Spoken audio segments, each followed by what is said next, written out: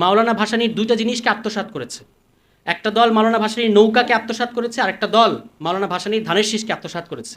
কিন্তু মাওলানা ভাসানীর যেটা রাজনীতি, মজলুমের রাজনীতি, জনগণের রাজনীতি, নিপীড়িতের পক্ষে থাকার রাজনীতি, এটা কিন্তু এরা কেউ নেয় নাই। কারণ আপনারা জানেন যে মাওলানা ভাসানীকে আমরা বলি মজলুম জননেতা, কিন্তু এই দুটো দলের কারোর মধ্যেই কিন্তু আওয়ামী লীগ তো প্রশ্নই আসে না। এই বিএনপি অনেক ছলচাতুরি, এতক্ষণ আলোচকরা বললেন যে প্রতি পদে পদে কীভাবে বাংলাদেশের মানুষ তাদেরকে পুরস্কৃত করেছে, আর তারা কীভাবে বাংলাদেশের মানুষকে বারবার খাদের মধ্যে নিয়ে গেছে। এবং এখনকার বিএনপির অবস্থা হচ্ছে চোরাবালিতে থাকার মতো অবস্থা। চোরাবালিতে থাকলে আপনি যত নড়াচড়া করবেন তত তলাতে থাকবেন। বিএনপি কিন্তু 2 মাসের মধ্যে নড়াচড়া করতে গিয়ে তলানির দিকে চলে যাচ্ছে। কোথায় গিয়ে শুধু তো তারা যদি তলিয়ে যেত আলহামদুলিল্লাহ, আমাদের কোনো অসুবিধা ছিল না। বাংলাদেশকে নিয়ে তারা তলানির দিকে যাচ্ছে। শুরু হয়েছে কৃষক কার্ড বিতরণ শুরু হয়েছে। আসলে আঙুলের কালি মোছার আগেই তারা গণভোট মুছে দিয়েছে, সংস্কার মুছে দিয়েছে, জুলাই সনদকে মুছে দিতে চাচ্ছে। এটাই হচ্ছে এখনকার বিএনপি। আমরা অনেক সমালোচনা করলাম, প্রধানমন্ত্রী কেন কথা বলেন না পার্লামেন্টে ইত্যাদি। মাশাআল্লাহ, গতকালকে উনি কথা বলেছেন। এবং এখন উনি তো আমাদের দেশের প্রধানমন্ত্রী, আমি শুধু এতটুকু বলতে চাই, আপনার প্রতি আহ্বান জানাতে চাই। আপনার তো অনেক উপদেষ্টা আছেন, শুনেছি বিভিন্ন বিশ্ববিদ্যালয়ের অধ্যাপক, তাদেরকে আপনি অর্থনীতি বিষয়ক, অমুক বিষয়ক, তমুক বিষয়ক উপদেষ্টা করেছেন। আপনি একজন ইতিহাস বিষয়ক উপদেষ্টাও নিয়োগ দেন। তার কারণ হচ্ছে, আপনি যদি আপনার দলের ইতিহাস, যে ইতিহাসের সাথে আপনার বাবা বাংলাদেশের একজন কিংবদন্তি ব্যক্তিত্ব, একজন মহান বীর, যে ইতিহাসের সাথে জড়িত, সেই ইতিহাসটা যদি আপনি ঠিকমতো বলতে না পারেন, এর চেয়ে লজ্জাজনক, এর চেয়ে দুঃখজনক বিষয় আর কিছু হয় না। যারা আপনাকে স্ক্রিপ্ট লিখে দেয়, আপনি তাদেরকে এই মুহূর্তে ফায়ার করেন, কারণ তারা আপনাকে ডুবাচ্ছে। কিভাবে ডুবাচ্ছে আপনি সেটা বুঝতে পারছেন না। আপনি মাওলানা ভাসানীর নাম নিয়েছেন, জাতি অত্যন্ত কৃতজ্ঞ হয়েছে আপনার প্রতি। এবং এই যে আওয়ামী লীগ এবং বিএনপি, দুটো দল, আওয়ামী লীগকে এখন আর দল বলার সুযোগ নেই, একটা সন্ত্রাসী সংগঠন। তবু আলোচনার স্বার্থে এই দুইটা বড় শক্তি মাওলানা ভাসানীর দুইটা জিনিসকে আত্মসাৎ করেছে। একটা দল মাওলানা ভাসানীর নৌকাকে আত্মসাৎ করেছে, আর একটা দল মাওলানা ভাসানীর ধানের শীষকে আত্মসাৎ করেছে। কিন্তু মাওলানা ভাসানীর যেটা রাজনীতি, মজলুমের রাজনীতি, জনগণের রাজনীতি, নিপীড়িতের পক্ষে থাকার রাজনীতি, এটা কিন্তু এরা কেউ নেয় নাই। কারণ আপনারা জানেন যে মাওলানা ভাসানীকে আমরা বলি মজলুম জননেতা, কিন্তু এই দুটো দলের কারোর মধ্যেই কিন্তু আওয়ামী লীগ তো প্রশ্নই আসে না। এই বিএনপি অনেক ছলচাতুরি, এতক্ষণ আলোচকরা বললেন যে প্রতি পদে পদে কীভাবে বাংলাদেশের মানুষ তাদেরকে পুরস্কৃত করেছে, আর তারা কীভাবে বাংলাদেশের মানুষকে বারবার খাদের মধ্যে নিয়ে গেছে। এবং এখনকার বিএনপির অবস্থা হচ্ছে চোরাবালিতে থাকার মতো অবস্থা। চোরাবালিতে থাকলে আপনি যত নড়াচড়া করবেন তত তলাতে থাকবেন।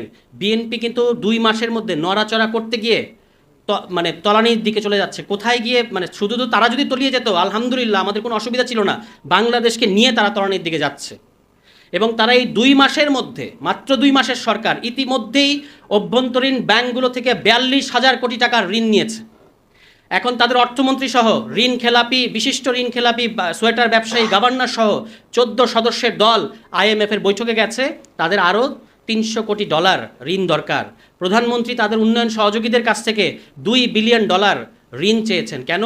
কারণ জ্বালানি খাত, এই সংকটটা তাদেরকে মোকাবেলা করতে হবে। জ্বালানি খাতে এই গত 1 মাস যে স্ক্যাম, এই যে লাইন দেখতে পাচ্ছেন, আজকে আমাদের আসতেও প্রত্যেক আলোচকের আমার ধারণা নর্মাল সময়ের চেয়ে বেশি সময় লেগেছে। এটার একটাই কারণ, আপনারা তেল লুকিয়ে রেখেছেন, তেল চুরি করছেন। একদিকে বলছেন যে তেলের অভাব নাই, জ্বালানির অভাব নাই, অন্যদিকে আমরা দেখতে পাচ্ছি লাইনের পর লাইন বেড়ে যাচ্ছে। এটা আর কোনো কারণ নাই।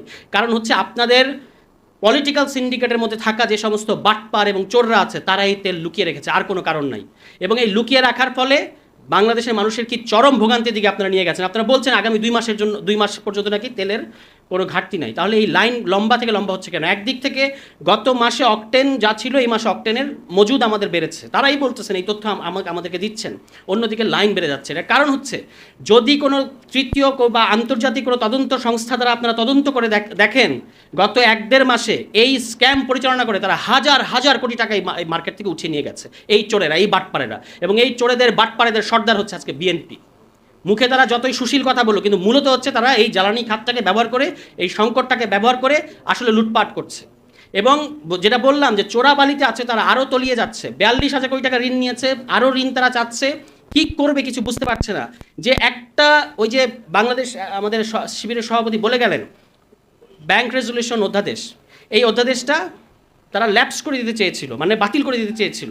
পরবর্তীতে ওয়ার্ল্ড ব্যাংক বিবৃতি দিয়ে বলেছে এই অধ্যাদেশটাকে রাখতে হবে।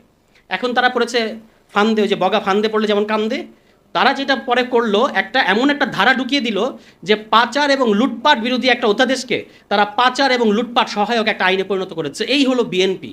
মানে তাদের এতই ডেসপারেশন যে তাদেরকে লুটপাট এবং পাচার করতেই হবে, এবং তাদেরকে সেটার জন্য এমন একটা আইন করতে হবে, এমন একটা সাংবিধানিক ব্যবস্থা করতে হবে যেটা এই লুটপাট এবং পাচারকে আপনার সহায়তা করে। আমি একটু মাননীয় প্রধানমন্ত্রীকে বলতে চাই, আজকেও আপনার যারা স্ক্রিপ্ট লিখে দিয়েছে এরা কিন্তু প্রাথমিক বিদ্যালয়কে প্রাথমিক বিশ্ববিদ্যালয় বানিয়ে দিয়েছে। সুতরাং আপনাকে বুঝতে হবে যে আপনি কাদের খপ্পরে পড়েছেন। আমরা ভেবেছিলাম আপনি লন্ডনে ছিলেন, আপনাকে নির্যাতন করে দেশের বাইরে পাঠিয়ে দেওয়া হয়েছে, আপনি যেতে বাধ্য হয়েছিলেন এবং সেখানে গিয়ে আপনি অনেক সময় পেয়েছেন, আপনি নিজেকে প্রস্তুত করেছেন। কিন্তু আমরা যেটা দেখতে পাচ্ছি, আপনি মুখ খুললেই যে অবস্থা দাঁড়াচ্ছে, এর চেয়ে আপনি যে নির্বাক জেস্টার পলিটিক্স করেন সেটাই বোধহয় ভালো। এবং আপনি, মানুষ প্রশ্ন করা শুরু করেছে। আপনারা একটা জিনিস বুঝেন, মাননীয় প্রধানমন্ত্রী থাকা অবস্থায় যদি মাননীয় স্বরাষ্ট্রমন্ত্রী কথা বলেন তার পক্ষে, এটা খুব বাজে মেসেজ যায় ওই প্রশাসনের কাছে, ওই অ্যাডমিনিস্ট্রেশনের কাছে। কারণ তারা র পাওয়ারকে, কারা ক্ষমতা, কে ক্ষমতা, এটা দেখে সবসময় অ্যাক্ট করতে থাকে। ফলে আপনি যখন স্বরাষ্ট্রমন্ত্রী যখন মাননীয় প্রধানমন্ত্রীর পক্ষে কথা বলেন, তখন পুরো প্রশাসনিক পাওয়ার সেভাবেই শিফট করে। তা আমরা আপনার ইন্টিগ্রিটির পক্ষে। আমরা চাই না বাংলাদেশে বিএনপি তার কোনো ধরনের পতন ঘটুক, কিংবা বিএনপির যে আজকে যে অবস্থা, সেই অবস্থায় বাংলাদেশকে নিয়ে তারা, এর আগে আপনারা 2বার বাংলাদেশকে সংকটের মুখে ঠেলে দিয়েছেন। আমরা চাই আপনারা সুশাসন নিশ্চিত করেন। এই ফ্যামিলি কার্ড এবং এই পরিবার, আরেকটা যেন কি, ওই ফ্যামিলি কার্ড আর একটা হলো কৃষক কার্ড, এই কৃষক কার্ডের গিমিক রাজনীতি বাদ দেন দয়া করে। এগুলো হচ্ছে না, কিছু হচ্ছে না। আপনারা 2 দিন পরে এটা চালাতে পারবেন না, এটা বোঝা যাচ্ছে এখনই। শুধুমাত্র আপনারা ওই নির্বাচনে একটা প্রতিশ্রুতি দিয়েছেন, যেহেতু সব জায়গায় ফেল করছেন, সমস্ত রাষ্ট্রীয় প্রতিষ্ঠানগুলোকে মেরুদণ্ড ভেঙে দিচ্ছেন, এখন এই ফ্যামিলি কার্ড এবং এই আরেকটা কী কার্ড, কৃষক কার্ড দিয়ে একটা গিমিক তৈরি করার চেষ্টা করছেন। কিন্তু ইতিমধ্যেই এগুলো যে আপনারা চালাতে পারবেন না সেটা কিন্তু প্রমাণিত হয়েছে। নির্বাচনী শুধুমাত্র প্রতিশ্রুতি দিয়েছেন বলে আগামী যে বাজেট আসতে যাচ্ছে সেখানে ইতিমধ্যেই আগের বাজেটের তুলনায় 17% বেশি আপনারা বাজেট করার পরিকল্পনা করেছেন। কোথা থেকে এই টাকা আসবে? বাংলাদেশের মানুষকে আপনারা বোকা একটা ব্লাফের মধ্যে দিতে চাচ্ছেন। এবং যাকে অর্থমন্ত্রী বানিয়েছেন তিনি তো নিজেই জানি না কোথায় মাথা বর্গা দিয়ে রেখেছেন যে এই রকম একটা আইনকে তিনি পাশ করতে যাচ্ছেন। এখন আমাদের কথা খুব পরিষ্কার, আমরা আপনাদেরকে হুঁশে আসতে বলতেছি। আপনারা ভাবছেন যে এটা আপনাদের একটা রাজনৈতিক দলগুলোর সাথে একটা সম্ভবত একটা পাঙ্গা, আপনারা বাংলাদেশের মানুষকে ক্ষিপ্ত করছেন। এখনই তারা রাস্তায় নামছে না বলে আপনারা ভাববেন না যে তারা রাস্তায় নামবেন না। আপনারা সবচেয়ে বড় ভুল কোনটা করেছেন আমি বলি, এই অধ্যাদেশ তো বাতিল করছেন, এই জুলাই সনদকেও তো আপনারা বাস্তবায়ন করবেন না, আর গণভোটকে তো খেয়েই ফেলেছেন। কিন্তু সবচেয়ে বড় যেই ভুলটা আপনারা করেছেন বুঝতে পারছেন না, ওই যে বলে না যে কোন দিক থেকে কোন ছোট জিনিস আপনাদের জন্য কোন বড় ডিনামাইট হয়ে বার্স্ট আউট করবে, এটা কিন্তু আপনারা এখনও ধরতে পারছেন না। সেটা হচ্ছে বিসিবিতে আপনারা যে কাণ্ডটা করেছেন। আপনারা একটা জিনিস মনে রাখবেন যে আমরা সারাদিন জুলাই সনদ, সংস্কার ইত্যাদি নিয়ে কথা বললেও বাংলাদেশে কোটি কোটি তরুণ হয়তো সারাদিন এগুলো নিয়ে চিন্তা ভাবনা করে না, কিন্তু তারা ক্রিকেট ফলো করে। এবং সেই ক্রিকেটকে আপনারা যেভাবে বাপের দোয়া ক্রিকেট বা পারিবারিক ক্রিকেট বোর্ডে পরিণত করলেন, স্থায়ী কমিটির 3 জন নেপো কিডসকে ওখানে বসালেন, এই নেপো কিডসদের বিরুদ্ধে নেপালে আন্দোলন হয়েছে এবং তাদেরকে ওখানে বসানোর কারণে সমস্ত স্পটলাইট আপনারা আপনাদের দিকে নিয়ে গেলেন। এবং এর ফলে এখন বাংলাদেশের ওই যে জেনজি তো গেছেই, জেনজি তো এখনও মাঠে আছে, হয়তো কিছুটা ক্লান্ত হয়ে গেছে। এরপরে যে জেন আলফা, তারা দেখলো যে বিএনপি সামান্য একটা বিসিবিকে ছাড়তে চায় না। এবং আপনারা যে নিজেদের দিকে স্পটলাইট নিয়ে গেছেন, এখন পরবর্তীতে কোন দিক থেকে কোন ওয়েভ আসবে তখন কিন্তু আর আমাদের দোষ দিয়েন না যে আমরা আপনাদেরকে সতর্ক করিনি। এখনই সতর্ক করলাম যে বাংলাদেশকে, তরুণদেরকে আপনারা ক্রিকেটের মতো একটা জায়গায় ক্ষিপ্ত করেছেন, এটার খুব ভয়াবহ পরিণতি আপনাদের জন্য অপেক্ষা করবে বলে আমার বিশ্বাস। আর কথা বাড়াবো না, সবাই ভালো থাকবেন। আসসালামু আলাইকুম।